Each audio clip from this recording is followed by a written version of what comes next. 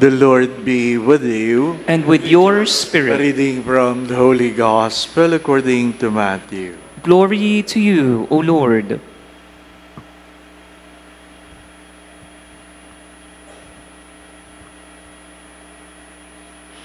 This is how the birth of Jesus Christ came about. When his mother Mary was betrothed to Joseph, but before they had lived together, she was found with child through the Holy Spirit. Joseph, her husband, since he was a righteous man, yet unwilling to expose her to shame, decided to divorce her quietly. Such was his intentions when, behold, the angel of the Lord appeared to him in a dream and said, Joseph, son of David, do not be afraid to take Mary your wife into your home, for it is through the Holy Spirit that this child has been conceived in her. She will bear a son, and you are to name him Jesus, because he will save his people from their sins. All those take place to fulfill what the Lord has said through the prophet. Behold, the virgin shall be with a child and bear a son, and they shall name him Emmanuel, which means God is with us. When Joseph awoke, he did as the angel of the Lord has commanded him, and took his wife into his home. He had no relations with her until she bore a son, and he named him Jesus.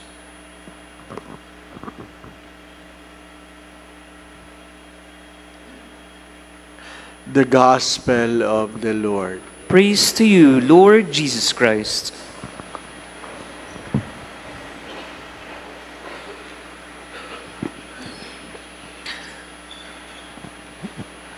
Again, we promote the devotion to the Virgin de la Rosa de Makati. Yesterday, we talked about the white rose. Today, we talk about the red rose. The red rose in the hand of Our Lady. The red rose invites us to make reparation for our sins. What prevents the grace from ruling our lives is the sin in our lives. It will never happen. Sin and holiness come together. It will never happen. That's why I invite you to get a copy of the Stampita with the prayer and invite your family to pray.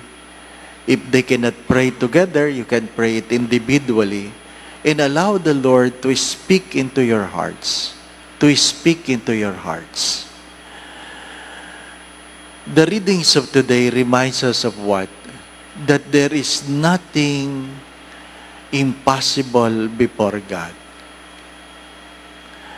There is nothing impossible before God. If God wills it, God will find a way to make it happen.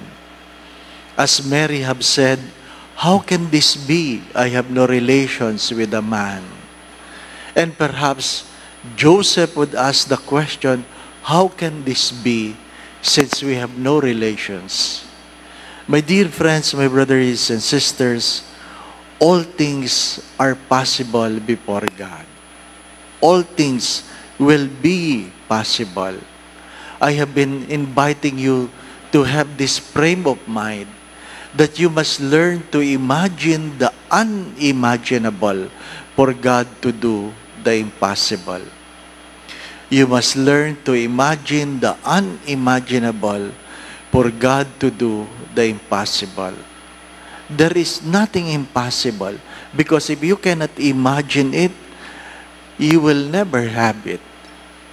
There are things that prevents from working in our lives. The sad story, the first person who doubt is we ourselves. Normal yung may mga taong ayaw maniwala tungkol sa iyo, tungkol sa mangyayari sa iyo, pero mas mahirap yung ikaw mismo ang hindi maniniwala na mayroong mangyayari sa iyong maganda. That's the sad story. What prevents us from becoming is our own self-doubt. Our own self-doubt. Tayo mismo ang ayaw maniwala na pwedeng gawin ng Diyos ang mga bagay na gusto ng Diyos gawin sa buhay mo. Ask yourself, what prevents you from becoming? The first reading reminds us of what? A continuation of yesterday. God will always find a way. He can raise a shoot from your tribe. Kahapon, pinag-usapan natin, how do you want to be remembered? Hindi lahat ng lahi natin maayos. Hindi lahat ng kamag-anak natin maayos. Pero hari nawa, tayo yung maayos. Mahirap yung nirereklamo mo yung lahi mo, pero ikaw palang masama. Hindi po ba? How do you want to be remembered? Ayusin natin. Madalas ko po yung sinasabi, kung hindi man ikaw ang dahilan ng pagyaman ng iyong pamilya, hari nawa hindi ikaw ang dahilan ng kahirapan.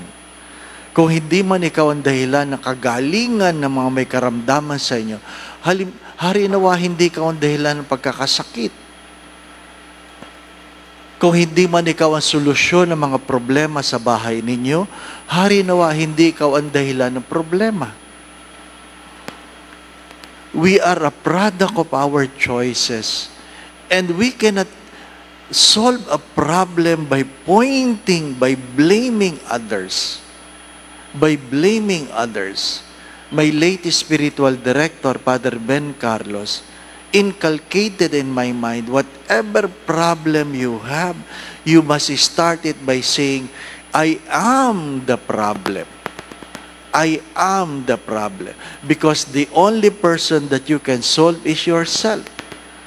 You can never blame your mother, your father, your sisters or brother. You can never blame your children.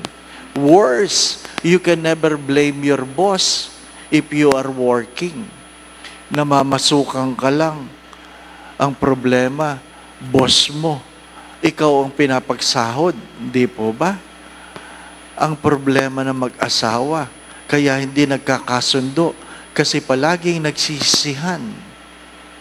Sinabi ko na, mag-sorry ka na kagad sa asawa mo para hindi na gumulo. Sabi ng lalaki, sorry, pero ikaw talaga may kasalanan. Ano?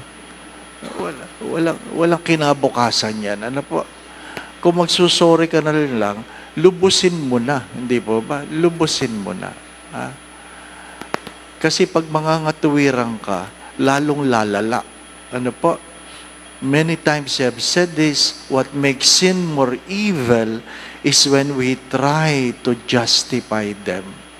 Mahilig tayong mga tuwiran. Mahilig tayong mga tuwiran. Anong itinuturo sa Ebanghelyo? Hindi nangatuwiran si Jose. Hindi nangatuwiran. Kahit panaginip, di ba? Hindi nangatuwiran si Jose. Sinunod niya ang utos sa kanya ng Diyos maging sa kanyang panaginip. Ano po? Pag ang bagay ay napapanaginipan mo na, ay, kakaiba na yan. Di po ba? Ano? Kapag ang bagay-bagay napapanaginipan mo na, kakaiba na yan. It has become a subject of your unconscious. Talagang nagsasalita na yan sa iyo. Harapin mo na yan. Kasi kasunod niyan, bangungot na. Ano po? Pag hindi nyo inaaksyonan ang isang bagay, baka maging bangungot na. Act on it. Always pray. Always pray. Mahirap yung gulong-gulo ang ating mga isipan dahil palagi nating nangingibabaw ang ating mga kalooban. Nangingibabaw ang ating mga kalooban. Anong palagi ko sinasabi? Feelings are temporary, Decisions are permanent. Do not forget that. Emotions or feelings are temporary, but decisions are permanent. Your mind should unclutter the things in your life.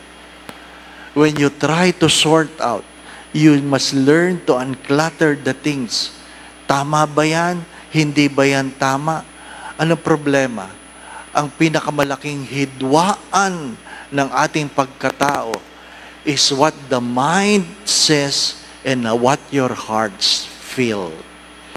Yan ang pinakamalaking hidwaan. The greatest conflict we have within ourselves, it's how we think versus how we feel. Yan ang napakahirap. Alam mo ang tama, pero ibang nararamdaman mo. Ibang nararamdaman mo. Kaya mahalaga na tayo ay nagdadasal. Nagdadasal. Ha?